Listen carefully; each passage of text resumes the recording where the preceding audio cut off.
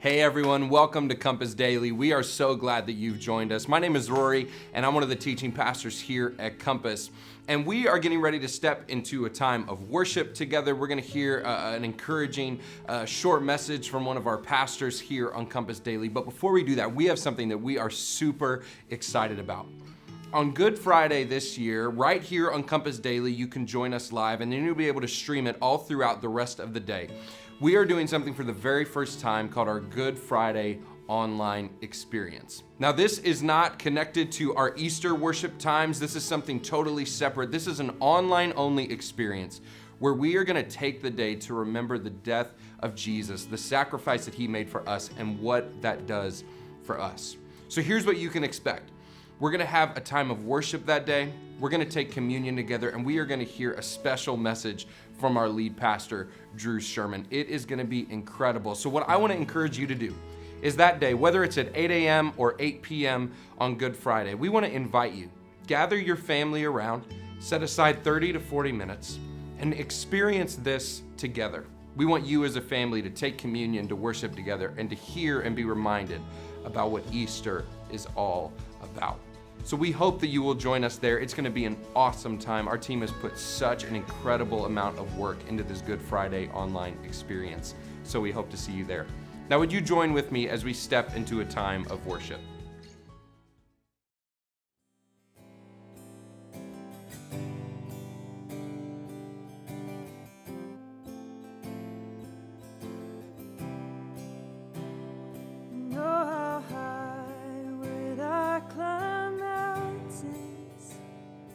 If the mountains were where you hide, know how far I'd scale the valleys if you reached the other side.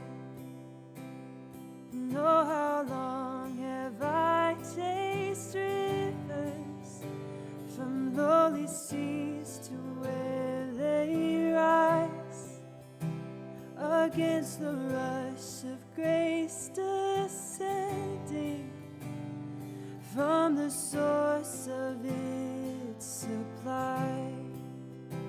'Cause in the highlands and the heartache, you're neither more or less inclined. I would search and stop at nothing. You're just not that hard to find. Oh, and I will praise you on the mountains, and I will praise you in the mountains in my way. You're the summit where my feet are, so I will praise you in the valleys all the same. No less God within the shadows, no less faithful when the night leads me astray. You're the heaven where my heart is, in the highlands, in the heartache, all the same.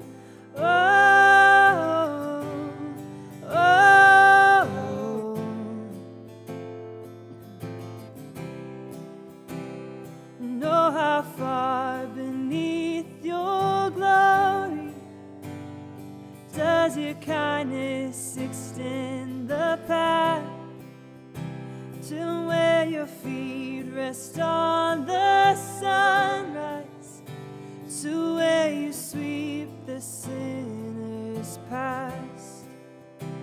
And oh, how fast would you come running if just to shadow me through the night. Takes my steps through all my failure and walk me out the other side. For who could dare descend that mountain, that valley hill called Calvary? but for the one I call Good Shepherd, who like a lamb was slain for me. Oh, and I will praise you on the mountains, and I will praise you in the mountains in my way. You're the summit where my feet are, so I will praise you in the valleys all the same. No less God within the shadows, no less faithful when the night leads me astray. You're the heaven where my heart is. In the highlands and the heartache all the same. Oh, oh.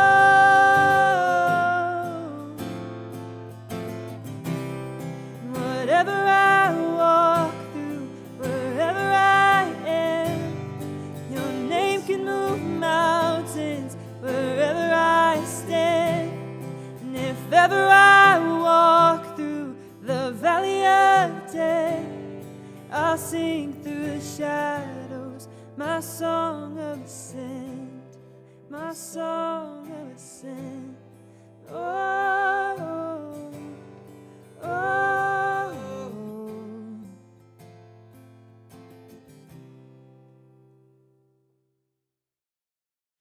Hey, good morning. Welcome to Compass Daily during Easter week. We're excited that you're joining us today. My name is Rob. I'm one of the pastors here at Compass. Today, I'm going to be talking about John chapter 18, verses 15 through 18. Then we're going to skip a bit over to verses 25 through 27. So if you're following along in your Bible, that's kind of where you can kind of keep your finger and get ready for that little text right there. Now, if you've been watching this week, we're walking through this last night of Jesus' life, and you know that by the time we get to John chapter 18, this text is about this night that Jesus was betrayed. He's already been taken from the Garden of Gethsemane, and he has now been brought to the house of a guy named Annas. Annas was called the high priest. There was another guy named called Caiaphas, who was also called the high priest. And all that means is that Annas was the hereditary high priest. He was an older man, and he had inherited the high priesthood like he was supposed to. But the Romans had decided he wasn't fit to lead, and so they hired his son-in-law, Caiaphas, to be the official high priest. But still, the way the Jewish people thought of, he was the one who needed to start this proceeding. This is the first phase of an entire evening, 3 phases, of an illegal trial that Jesus has to face. And this is that very first section. Our part of the story, however, is going to focus on the Apostle Peter and his experience here. Now, if you've heard me actually talk about or preach or anything like that, you might have heard me say that I really resonate with the Apostle Peter. I really do. You know, that kind of big mouth, quick temper, that kind of guy, right? Saying the occasional good thing, hey, good job, only to follow it up with something totally boneheaded. Man, that can totally be me sometimes. It's one of those things where people have this desire to say the right thing, but just can't back it up. My cowboy dad, when he talks about things like this, or sometimes he'll talk about a horse that's kind of like that, and he'll say, well, he makes a lot of noise, but he ain't got any legs. It's this idea that some people sometimes are just big talkers, but they don't have the strength and the stamina to actually carry this out. Well, at this moment in our text, that was the Apostle Peter. Now, just right before this, Peter had already bragged to Jesus, right to his face during dinner. He said he would go to the death with Jesus. That no matter who else betrayed him, that no matter who else failed him, Peter was like, I am not going to be one of those wimps who would bail on you. I would never deny you. But in that moment, Jesus had warned him already. Before the rooster crows, that means before dawn, you're going to deny me 3 times. And Peter said, not a chance. Well, you know that in the Garden of Gethsemane, Peter tried to, chop off somebody's head. He was trying to fight back. And then all of a sudden, when Jesus said enough, all of the disciples, all of them, including Peter, turned and fled and abandoned Jesus. So already Peter has not fulfilled his promise to stick by Jesus no matter what.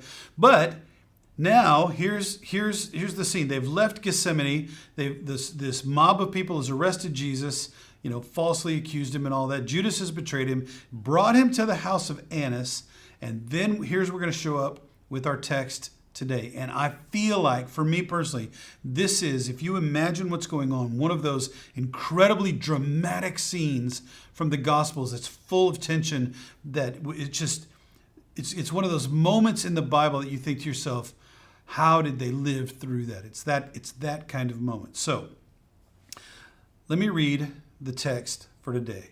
Chapter 18, starting in verse 15. Now Simon Peter followed Jesus, as did another of the disciples. That would be the Apostle John, who's writing this. That other disciple was acquainted with the high priest, so he was allowed to enter the high priest's courtyard with Jesus.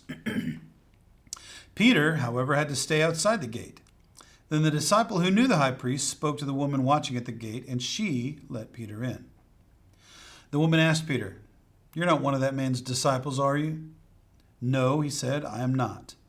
Because it was cold, the household servants and the guards had made a charcoal fire. They stood around it, warming themselves, and Peter stood with them, warming himself. This is where we skip a bit, down to verse 25. As Simon Peter was standing by the fire, warming himself, they asked him again, "You're not one of his disciples, are you?" He denied it, saying, "No, I am not." But one of the household slaves of the high priest, a relative of the man whose ear Peter had cut off, asked, "Didn't I see you out there in the olive grove with him?" Again Peter denied it, and immediately a rooster crowed. Man, what a tough scenario that Peter was in. The Apostle John somehow had the political connections to be friends with Annas or Caiaphas or whoever it was that was involved, but he was able to get into the courtyard. And what's interesting is every one of the four Gospels actually mentions this betrayal by Peter of Jesus. So John decides to let Peter into the courtyard as well, right? They were tight. It was Peter, James, and John. They were the three that were closest to Jesus. And John is allowing him to get in close along with John. So he's in there warming himself by the fire. And 3 different times people come up and say some version of, "Hey, your accent sounds funny. Are you like him? I recognize you. Are you his disciple? I think I saw you." And all 3 times Peter denies that he even knew Jesus. The other Gospels even bring in a little more detail. They say he began to curse and bring down curses on himself and yell out that he didn't know Jesus. And Luke has this one little detail that's just, in my opinion, kind of the most horrifying moment of the drama. It says, as soon as the rooster crowed, Jesus turned and looked right at Peter. What a terrible moment for Peter. We know that after that moment, this is the turning point. After the rooster crows and Jesus looks at him, Jesus is sent on to the rest of his trial in his crucifixion, and Peter is sent away and doesn't get to watch. And it says that he has this moment where he realizes that Jesus was right. He did betray him, not once, not twice, but 3 times publicly. And Jesus looked him right in the eye, and he was confronted with the fact that all of his character had failed. So my question for us today, when we think about Compass Daily and about what Compass is all about, and as we're talking about Easter, here's my question. What does Easter mean to a guy like the Apostle Peter? Someone who talks a big game, but caved at the last minute. Someone who could have been labeled, a Benedict Arnold, a traitor. Someone who was in the same camp as Judas the betrayer. Now he's got a label, Peter the denier. This is the guy that when he's finally faced with actual persecution, actual cost, when he really needs to stand up for and needs to show his allegiance to Jesus, He totally caved because the cost was too high. It was just more expedient to deny Jesus and stay close and manage his situation than it was to admit his closeness to Jesus and maybe get kicked out. What did the resurrection mean for that guy? Well, of course, you know that when the resurrection happened, he's going to be happy that Jesus rose from the dead, all right? He's close to him. It turns out that Peter, in fact, was right. He is the Messiah. He is the one that was promised from God to save the people. But he was going to have to face Jesus, right? Eyeball to eyeball, after denying him, after all of his talk and boasting, after being the guy who goes, hey, I'm going to be, a leader in the kingdom to come, and he failed miserably. Part of my academic background has to do with applied sociology and anthropology, and one of the things that we learned when I was studying those kinds of things was the difference between what people call stated values and inherent values. Now, almost virtually everybody does this, right? Stated values are if somebody says, hey, what do you believe about A, B, or C? People go, well, this is what I believe. And you go, you want to argue about that? And they'll say, no, I'm not going to argue about that. Or they might want to argue about it, but they'll say, you can't convince me. My stated belief is I believe A, B, and C, right? People say God created the world, the Bible's true, whatever they want to say, and they'll say, that's my stated belief. But a stated belief does not hold a lot of power when it comes time to personal cost. So, for example, if you're faced with no immediate personal consequences, a lot of people make bold statements about their stated beliefs. But when confronted with that high cost of what that might mean to live out, lots of people all over the world renounce their stated beliefs, and they are left with those inherent beliefs that might not be as kind or as loving or as noble as our stated beliefs. Now, you might be watching this morning with me, and you might think to yourself, that's not me. I hope that's true. But over the years, I have learned that I am not as brave or disciplined or good or as wise as I had previously thought. I have been Rob the denier at times. I feel like sometimes I've been Rob the betrayer, like Judas. So when I think about what Easter means for Peter, sometimes I have to think about what does Easter mean for me. And so at least for him, I want to say that there are two things for sure that Easter means for him.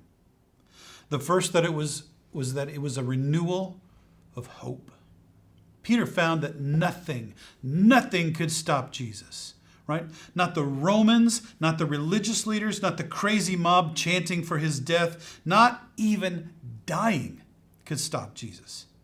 This was his Savior, his rabbi, his teacher, his friend. This guy had even more power than Peter even dreamed or thought. The fact that Jesus had that ability put some kind of hope in Peter's life that he could see that nothing could defeat Jesus. I don't know if you're like me, but I look around at our world sometimes. I look at our politicians and I look at our culture and I start to get this dejected feeling. But for me, Easter means that there is a God who is stronger than I ever thought possible. A king who can defeat death, who could defeat persecution, who could defeat religious leaders simply by rising from the dead. The first thing was that it was a renewal of hope. But the second thing for Peter is that Peter had no room for pride in himself, not even a little. Peter had all of a sudden been forced to look into the mirror and hear again and again that he wasn't, one of Jesus', super soldiers. He wasn't a lieutenant in his entourage. He wasn't even strong enough to stand up to people around a fire who were asking him about whether or not he was a disciple of Jesus. And what that meant was that he had no room for pride in himself and that he needed Jesus even more. This Easter season, when I ponder about all the things I've been prideful about, honestly, I shudder to think, right? I may have sometimes been self-righteous or proud of my strength or confident that I was right about one thing or another. I have still been the one, like Peter, who have denied Jesus by my actions. In spite of my stated beliefs, my character is still not always formed to be like his. But, like Peter, the fact that Jesus rose from the dead and that he paid for Peter's sin, he has risen from the dead and he has offered me my forgiveness, right? He offers me a chance to work in his kingdom along with him. The trick for both Peter and for me and for all of us is to make sure that Jesus is first in all the things of our lives. Then he gets the credit, right? Then he actually can take the blame. He can do the work that I don't have the strength to do. My job during Easter is to keep my eyes firmly on Jesus and on his power to defeat death. And it is very hard to be prideful when that's all I'm focused on. Easter was the answer that Peter needed to get back up and learn to truly follow Jesus. And that's the answer that you and I need too. The resurrection was the way that Peter lost his pride in his own power, in his own strength, in his own self-righteousness. This week, together, as we celebrate the most important moment in human history, let's do our best to abandon our pride, our confidence in our strength, and whatever version of self-righteousness we have. And let's look to Jesus, the author and perfecter of our faith, who rose from the dead to defeat sin and death. Let's draw near to him no matter what it might cost. The reward of being with Jesus is worth whatever else we get, or whatever else we can give in exchange. And losing our pride in the end means that we gain the very best things in life. Thanks for joining us today. Let's keep our eyes focused on Jesus. Hey guys, thank you so much for joining us today on Compass Daily. We hope that what you heard from one of our pastors was an encouragement to you. We hope to see you next time on Compass Daily, but we want to remind you that our Easter services are coming up and we cannot wait to see you there so we can celebrate this Easter season together. You can find all those times and all the different locations at easter@compass.church. We'll see you guys tomorrow.